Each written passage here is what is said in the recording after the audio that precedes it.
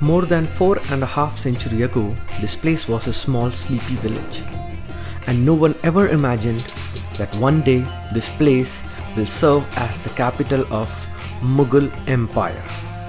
It's a World Heritage Site by UNESCO and a beautiful city known for its grand architecture. So let's go and explore Fatehpur Sikri. Akbar built it not just to impress the world with his power and riches. His real purpose was to bind together the far-flung regions of his vast empire with the thread of unity. Akbar was greatly attached to Fatehpur Sikri. Two of the happiest memories of his life are associated with Sikri: the conquest of Gujarat and the birth of his son, Prince Saleem. Fatehpur Sikri is recognized by its most prominent landmark, the Bulan Darwaja. This grand entrance to the inner precinct easily dwarfs other structures in the area. Set into the south wall of Congregational Mosque, the Bulan Darwaja at Fatehpur Sikri is 55 meters high from the ground, gradually making a transition to a human scale in the inside. It is one of the largest arched gates in India. The moment you reach this threshold, you are made aware that you are about to enter an exceptional place.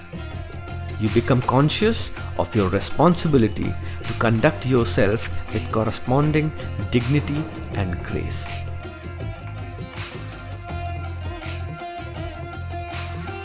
Emperor Akbar was deeply influenced by the Sufi saints, and some historians believe that he chose this site for his new capital because this was the seat of the famous Sufi saint Saleem Sahajasti. It was he who had forecast the birth of a worthy heir. The single-story structure is built around a central square chamber, within which is the grave of the saint.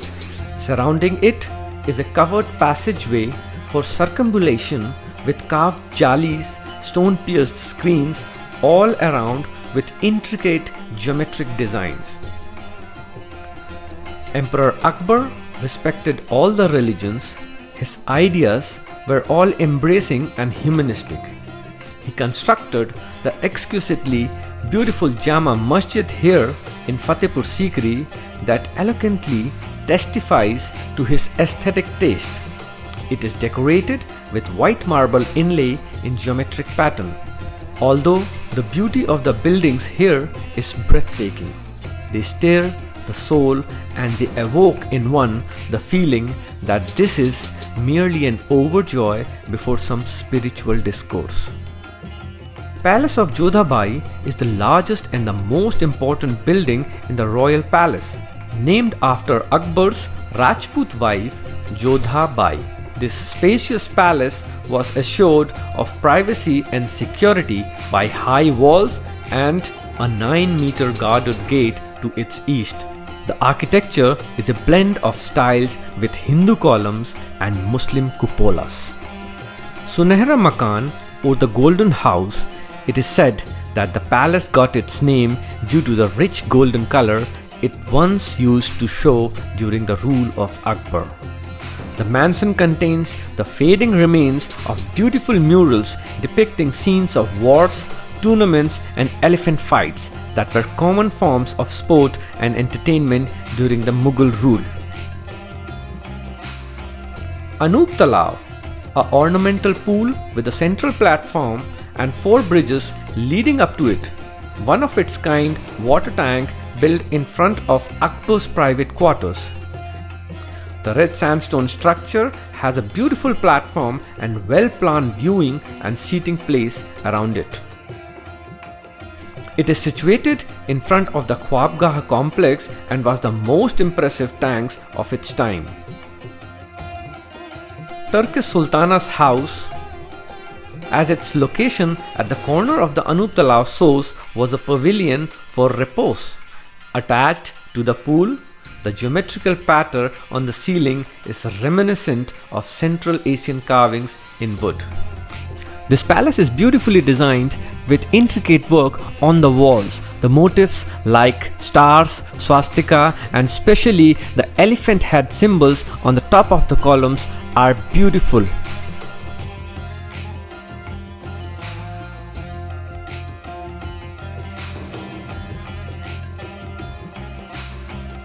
Panch Mahal, a 5-storied palatial structure with the tiers gradually diminishing in size, till the final one, which is a single large domed chhatri. Originally, pierced stone screens faced the facade and probably subdivided the interior as well, suggesting it was built for the ladies of the court. The floors are supported by intricately carved columns on each level, totaling to 176 columns in all.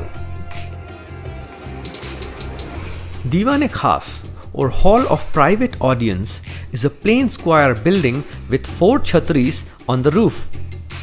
However, it is famous for its central pillar, which has a square base and an octagonal shaft, both carved with bands of geometric and floral designs. Further, its 36 serpentine brackets support a circular platform. It was the place where Akbar held the private audience with his ministers. Here, dwelling in Fatehpur Sikri, Akbar conceived of the policies of din-e-ilahi that promoted communal harmony and synthesis. Here, the buildings in Fatehpur Sikri reflects this thought. Most unique aspect of Fatehpur Sikri, in fact, is a reflection of Akbar's own personality. It was the beginning of the secular era that he was starting, and you see that reflection in the spatial planning and architecture of Fatehpur Sikri. Till date, architects find it one of the most outstanding examples where you see special fusion of the Mughal architecture with the indigenous Hindu architecture. So whenever you are visiting Fatehpur Sikri, don't forget to hire a knowledgeable guide to understand the secrets, history and stories of this beautiful town. A major population of this town thrives on tourism. So visit Fatehpur Sikri and help local people to sustain their livelihood. I hope you like this video, so please share, like and subscribe my channel Travelaholic Nick. Until next time, next city and next monument, this is your host Nishank Jain signing off for now. Namaste.